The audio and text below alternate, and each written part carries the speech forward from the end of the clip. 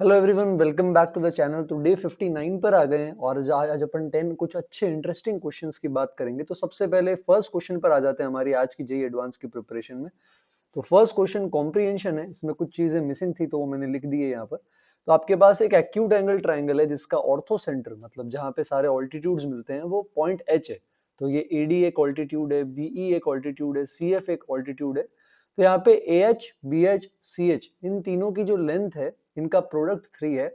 और इन तीनों की लेंथ के स्क्वायर का जो सम है A H square, B H square, C H square, ये 7 के बराबर हमें इसके केस में दे रखा है। तो यहाँ पर ये फॉर्मूला होता है, अभी डिराइव तो नहीं करेंगे बट अभी हम याद रख सकते हैं। जैसे ए एच जो है ये 2r cos a के बराबर होगा और बचा हुआ जो हिस्सा होगा ऑल्टीट्यूड का एच डी, ये हो जाएगा 2r cos b cos c। हालांकि एच डी की जरूरत नहीं है अभी यहाँ पे, पर हमें पता होना चाहिए। इसी तरह जो बी एच वाला हिस्सा है ये 2r cos b हो जाएगा, ठीक है। और सामने जो एच ई वाला हिस्सा होगा ये आपका आ जाएगा 2r cos a cos b। Same pattern से अगर अपन सी एच की लेंथ की बात करेंगे तो सी एच की जो लेंथ होगी, सी एच की लेंथ आ जाएगी हमारे पास 2r cos c। तो सबसे पहले पार्ट में तीनों को मल्टीप्लाई कर दो, A H B H C H, तो 2r 2r 2r, ये तो 8r क्यूब हो जाएगा। साथ में हमारे पास आ जाएगा cos a cos b cos c, और इसकी जो वैल्यू आ रही है हमारे पास ये आ जाएगी 3 के बराबर। अच्छा, इसके अलावा अब अगर अपन ऐड करेंगे A H square, B H square, C H square, तो 4r स्क्वायर कॉमन आ जाएगा। साथ में बचेगा cos square A, cos square B, cos square C. अब यहाँ पर अपन ट्रिग्नोमेट्री और कंडीशनल आइडेंटिटीज यूज करने वाले हैं क्योंकि ये ट्राइंगल है। तो सबसे पहले तो कॉस स्क्वायर थीटा को 1 प्लस कॉस 2 थीटा बाई 2 लिख सकते हैं।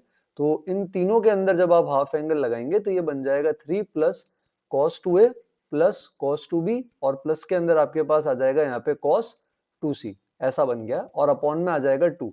अब नेक्स्ट चीज जो आपको पता होनी चाहिए या ये आप प्रूव कर सकते हैं आज एज होमवर्क, कि अगर a प्लस बी प्लस सी पाई है तो cos 2a plus cos 2b plus cos 2c जो होगा ये -1 minus 4 cos a cos b cos c इसके बराबर आ जाएगा। तो ये इंपॉर्टेंट है क्योंकि जब अपन इसका यूज करेंगे यहाँ पे तो 3 माइनस 1 हो जाएगा 2, और 2 minus 4 cos a cos b cos c को 2 से नीचे डिवाइड कर रहे हैं तो 4r स्क्वायर बाहर होगा, और यहाँ पर आ जाएगा आपके पास 1 minus 2 cos a cos b cos c। क्या बात समझ आ रही है अपन को? तो ये हो गया अब अपने पास, और इसकी वैल्यू किसके बराबर दे रखी है? इसकी वैल्यू आ रही है 7 के बराबर। अब कुछ नहीं करना, cos a cos b cos c यहाँ से अपन कॉपी कर लेंगे। तो ये 3/8r क्यूब, इसको अपन यहाँ पर पुट कर देंगे। वहां से हमारे पास कैपिटल आर में क्वाड्रेटिक को अपन क्या कर सकते हैं, सॉल्व कर सकते हैं। तो वहां से हमारे पास कैपिटल आर सर्कम रेडियस आ जाएगा। एक बार जब आपके पास कैपिटल आर आ गया, एक बार जब आपके पास यहाँ से सरकम रेडियस आ गया, तो आप आर रख के cos a cos b cos c की वैल्यू भी कैलकुलेट कर सकते हैं, है ना। सारी चीजें फिर आपके पास आ जाएगी। फिर आप ये वैल्यू भी निकाल सकते हैं, और H D, H E, H F इनकी लेंथ भी निकालने का तरीका मैंने आपको बता दिया है ना। एच एफ की लेंथ आ जाएगी 2r cos a cos b। तो एक बार कैपिटल आर आते ही बाकी सारे काम हमारे हो जाएंगे। फॉर्मूला आप चाहें तो ध्यान रख सकते हैं। फिलहाल नेक्स्ट कॉम्प्रिहेंशन पैसेज पर आ जाते हैं जो कि यहाँ पर दे रखा है। तो सबसे पहले बोला ये इंटीग्रेशन इसके बराबर है। इसके सॉल्यूशन की बात करने के लिए बोल रहे हैं कितने सॉल्यूशन होंगे एक्स की वैल्यू के लिए जब a 0 से 100 के बीच में है। तो यहाँ पर इंटीग्रेशन करते हैं तो टी स्क्वायर का 0 से x करेंगे तो आएगा एक्स क्यूब बाई 3, माइनस में हमारे पास यहाँ पर क्या आ जाएगा, माइनस में हमारे पास आ जाएगा 4x स्क्वायर, और प्लस में आ जाएगा 13x। अच्छा, x जीरो नहीं हो सकता क्योंकि साइन a के डिनोमिनेटर में x पड़ा है, तो अपन यहाँ पर x कैंसिल कर देते हैं, तो एक एक x यहाँ पे कैंसिल हो जाएगा। फिर एलसीएम लेंगे तो X square minus 12x plus 39 बराबर अपॉन 3 बराबर आ जाएगा साइन a बाई एक्स। अब यहाँ चीजें इंटरेस्टिंग हो जाएगी। अगर अपन लेफ्ट हैंड साइड को होल स्क्वायर बनाए तो ये होगा x माइनस 6 का होल स्क्वायर प्लस 3, नीचे भी बेटा हमारे पास 3 है। राइट हैंड साइड में हमारे पास आ रहा है sine of a by x. अब यह इंटरेस्टिंग चीज ये है कि इसकी मैक्सिमम वैल्यू 1 होती है, लेकिन इसकी मिनिमम वैल्यू 3/3 1 आएगी जब x माइनस 6 का होल स्क्वायर 0 हो जाएगा। यानी x बराबर 6 पे लेफ्ट साइड की मिनिमम 3 है और राइट हैंड साइड की मैक्सिमम 1 है।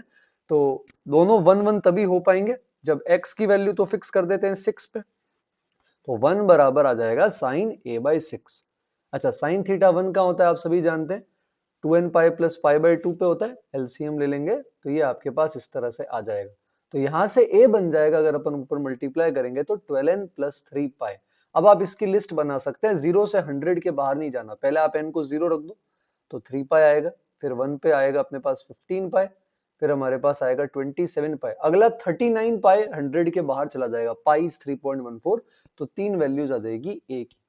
अब बोल रहा है one of the solutions of y minus cos alpha less than x, तो इसका कोई एक सॉल्यूशन निकालना है। अच्छा, ऑड मल्टीपल्स ऑफ पाई पे आप जानते हैं कॉस अल्फा -1 होता है, तो ये बन जाएगा mod y plus 1 less than x, x हमारा 6 था, तो -6 से 6 में y प्लस 1 आ गया। अब आप यहाँ पर दोनों साइड 1 को सब्ट्रैक्ट कर सकते हैं और आंसर बता सकते हैं, हालांकि यहाँ ब्रैकेट ओपन ब्रैकेट्स होने चाहिए थे या फिर यहाँ इक्वल टू होना चाहिए था।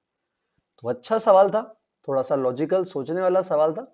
नेक्स्ट और एक ज्यादा लॉजिकल सवाल पर आते हैं कॉम्प्लेक्स नंबर्स के, जहां पर इनके रूट्स के मॉड्यूलस की बात करी गई है। तो इन्होंने लैम्डा कोई भी पैरामीटर हो सकता है, z हमारा कॉम्प्लेक्स नंबर है, तो 351 में पूछ रहे हैं कि सर्कल पे लाए करने के लिए लैम्डा क्या होगा अगर दोनों रूट्स को सर्कल पे लाए करना है। और 352 में और स्पेसिफिक चले गए हैं कि यूनिट सर्कल की ही बात कर रहे हैं, रेडियस 1 वाला जो हमारा सर्कल होता है, एक रूट अंदर एक रूट बाहर कब हो सकता है। तो अपन रूट्स ही निकाल लेते हैं, जब इतनी बात रूट्स की हो रही है तो रूट्स आ जाएंगे -2 लैम्डा और प्लस माइनस के अंदर आ जाएगा 4 लैम्डा स्क्वायर -4 और अपॉन में हमारे पास आ जाएगा 2a। तो दो रूट्स आ रहे बेटा, एक आ रहा है minus lambda plus minus root lambda square -1। अब थोड़ा सा ध्यान से देखो, मैं बात करता हूं केस 1 की, जब हमारे पास लैम्डा स्क्वायर -1 नेगेटिव हो गया, तो रूट में नेगेटिव आने से आयोटा हो जाएगा। तो जो भी आपका z बराबर x प्लस आयोटा y लिखते हैं, तो जो आपका z है, जो आपका रियल पार्ट है, वो आपका माइनस लैम्डा हो जाएगा। लैम्डा स्क्वायर -1 नेगेटिव है, तो आप इसे फिर 1 माइनस लैम्डा स्क्वायर इंटू -1 लिखेंगे। अगर लैम्डा स्क्वायर -1 नेगेटिव है तो उसके केस में जो y आएगा आपका दूसरे रूट का, दोनों रूट का, वो हो जाएगा plus minus iota into this, है ना, ऐसा। और हम आयोटा y की बात कर रहे हैं, तो यहाँ आयोटा नहीं लेंगे, सिर्फ इमेजिनरी पार्ट्स को बराबर कर देंगे। अब ये जो है ये सर्कल का लोकस हो गया, आपके ओरिजिन सेंटर्ड यूनिट सर्कल का, क्योंकि अगर आप इन दोनों को स्क्वायर करके ऐड करेंगे तो X square plus Y square, ये lambda square plus 1 minus lambda square 1, एक यूनिट सर्कल आ जाएगा। यानी लैम्डा स्क्वायर -1 लेस देन 0, यानी लैम्डा -1 से 1 के बीच में होगा, तो दोनों रूट यूनिट सर्कल पे लाई करेंगे, क्योंकि एक रियल एक इमेजिनरी पार्ट एक्स और वाई के बराबर लेकर जब हमने लोकस एलिमिनेट किया तो यूनिट सर्कल आ रहा है। अब सेकंड केस के अंदर बोल रहा है एक रूट यूनिट सर्कल के अंदर चाहिए, एक रूट यूनिट सर्कल के बाहर चाहिए। तो ये अब आपके दूसरे केस में हो जाएगा। अगर आप यहाँ पर इसके केस के अंदर लैम्डा स्क्वायर -1 पॉजिटिव लेंगे, तो फिर अब दोनों ही रूट्स आपके रियल आ रहे हैं।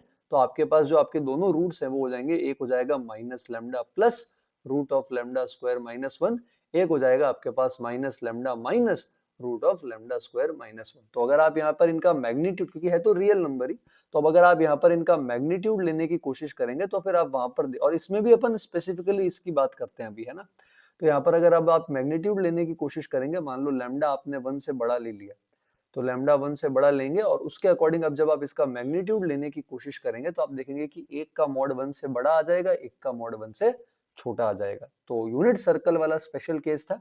और क्योंकि अब अपन ने दो सवाल करे ही हैं, तो मैं आपको एक और चीज बता देता हूँ कि मान लो लैम्डा सफिशिएंटली लार्ज क्वांटिटी, कि लैम्डा बहुत ही बड़ी क्वांटिटी हो गई, तो फिर उसके केस के अंदर अपन क्या कर सकते हैं, ये -1 को इग्नोर भी कर सकते हैं। तो जैसे ये रूट हो जाएगा minus lambda minus of 2 lambda, इस तरह से भी अपन इसको लिखने की कोशिश कर सकते हैं। जैसे मान लो आपने इसको रैशनलाइज कर दिया, रैशनलाइजेशन अपन सभी को आता है, तो आप जब इसको रैशनलाइज कर दोगे तो आपके पास इसके केस के अंदर जो वैल्यू आएगी रैशनलाइज करने के बाद वो ऐसी आ जाएगी।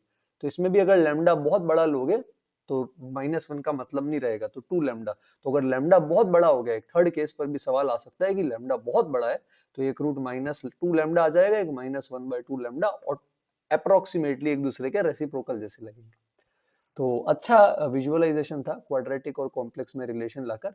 नेक्स्ट क्वेश्चन कॉम्प्लेक्स को कोऑर्डिनेट ज्योमेट्री से रिलेट करता है, अच्छा क्वेश्चन है बहुत, एक बार देखते हैं इसे। तो उन्होंने बोला है लोकस बताना है कॉम्प्लेक्स नंबर z का जो इसको सेटिस्फाई करे, है ना। दो रूट्स हैं, कोई z1 z2, जो इस कर्व के ऊपर लाई करेंगे।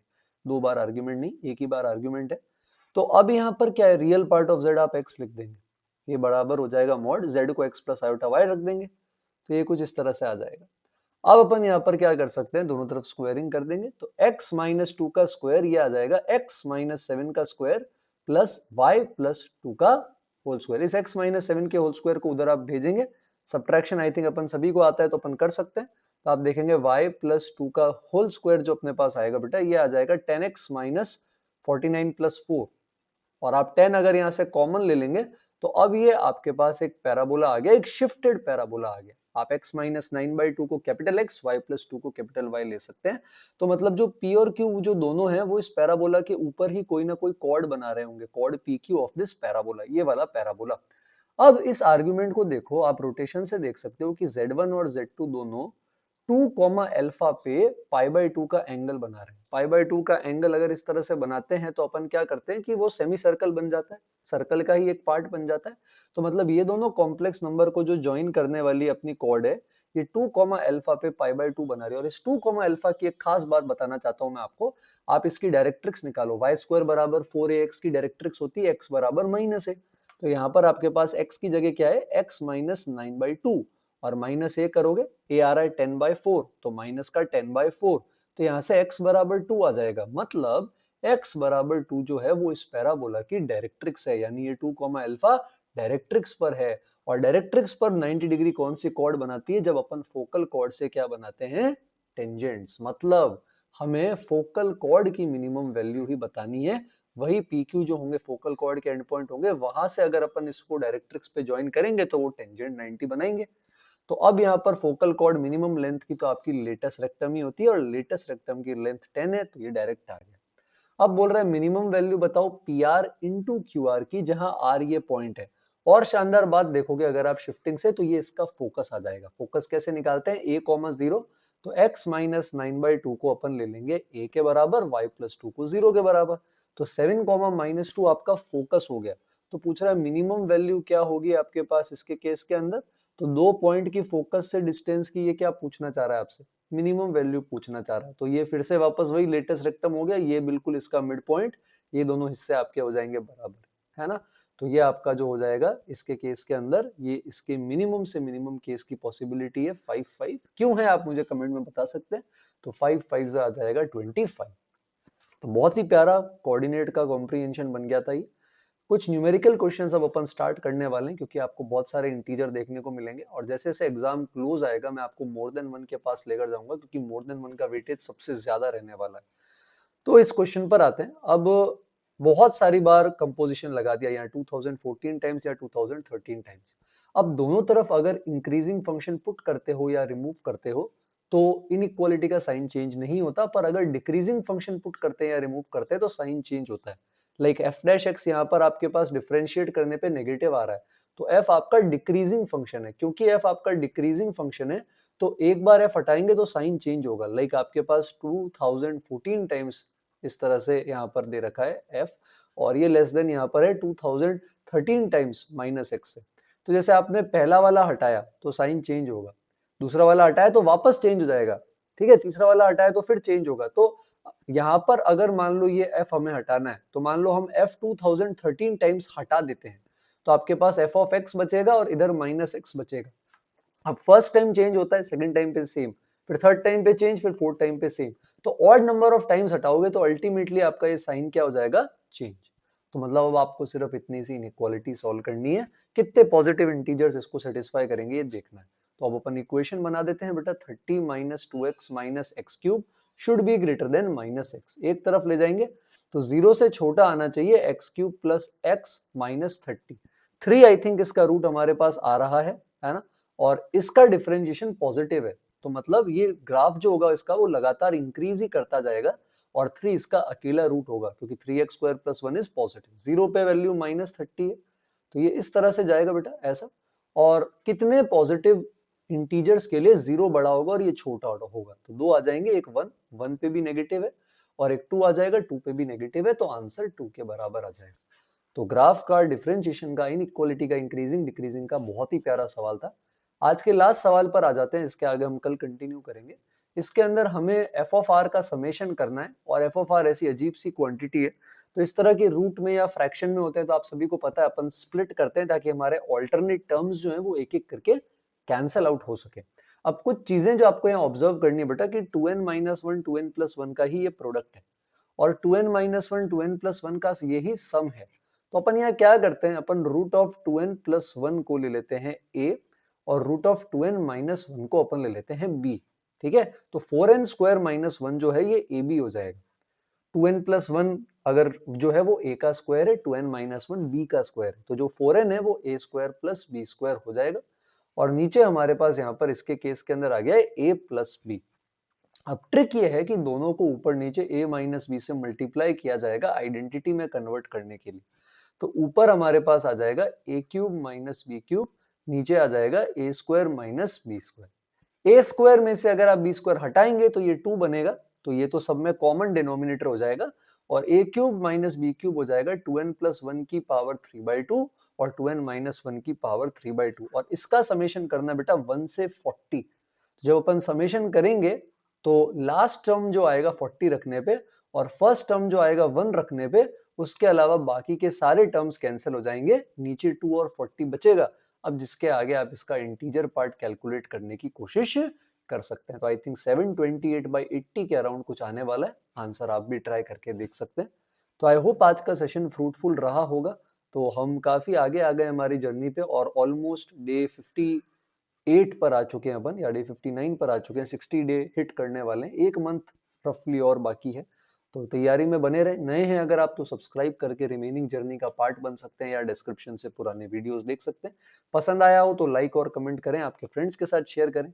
जल्दी मिलेंगे कल डे 60 पे और इंटरेस्टिंग पैसेज और न्यूमेरिकल्स के साथ। तब तक के लिए thank you everyone for watching the video.